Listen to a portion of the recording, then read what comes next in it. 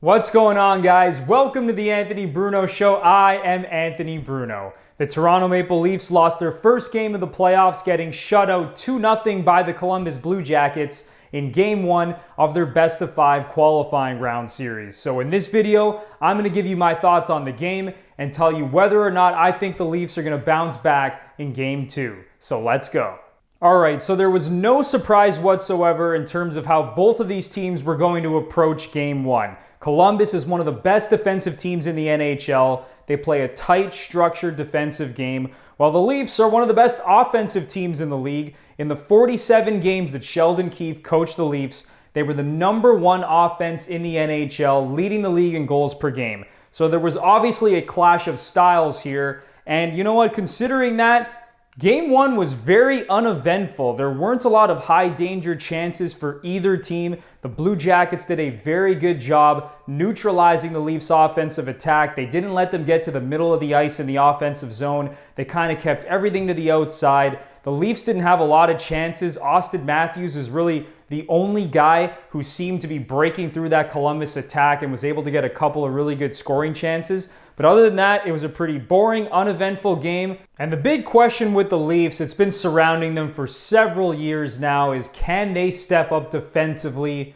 when it matters? And you know what? In Game 1, the Leafs, I thought, actually played a really solid defensive game. Like I said, it was very uneventful. Columbus didn't really have any high danger scoring chances. Freddie Andersen only had to make maybe a couple of good saves. And you know what? At the end of the day, both goalies were great as well. Joonas Korpisalo for Columbus played a solid game. Obviously, he got the shutout. And Freddie Andersen, I thought, played a great game as well. But he did let in that soft goal from Cam Atkinson, and that was the difference. And Freddie Andersen, he kind of has a history now of not being his best come playoff time, especially, later in series when the Leafs are trying to close it out or win a big Game 7. And he let in a soft goal in this Game 1, and now the Leafs have their backs against the wall, and they absolutely need to win Game 2.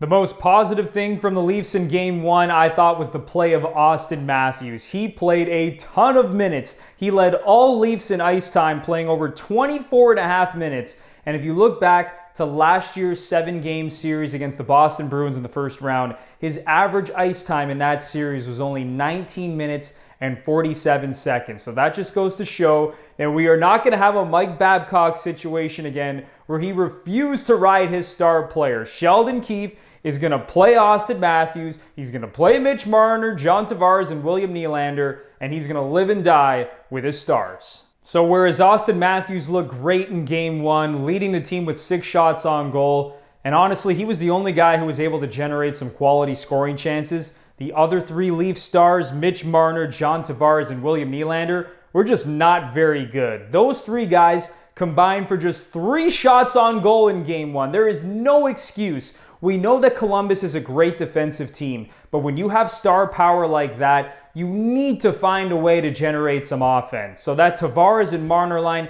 has got to be much better in Game 2, and I'd also like to see William Nylander step up as well. Another thing to look at in this Game 1 was the amount of power plays. There was only 3 power play situations the entire game. Columbus had 2, and the Leafs only had 1. So Columbus clearly did a great job staying disciplined, staying out of the box, and that's how you beat the Leafs, because going back to what I said about how they were the best offensive team under Sheldon Keefe, they also had the second-ranked power play in the NHL with Sheldon Keefe as head coach, behind only the Edmonton Oilers. So with the Leafs unable to get their offense going at 5-on-5, a lot of the times they look to their power play, and when you only have 1 power play opportunity, that's going to be huge for a team like Columbus. So hopefully the Leafs are able to draw some more penalties in Game 2, get that special teams going. It's going to do a lot for their confidence. But history is not on the Leafs' side, because in NHL history, the team that wins the first game of a best-of-5 playoff series has gone on to win the series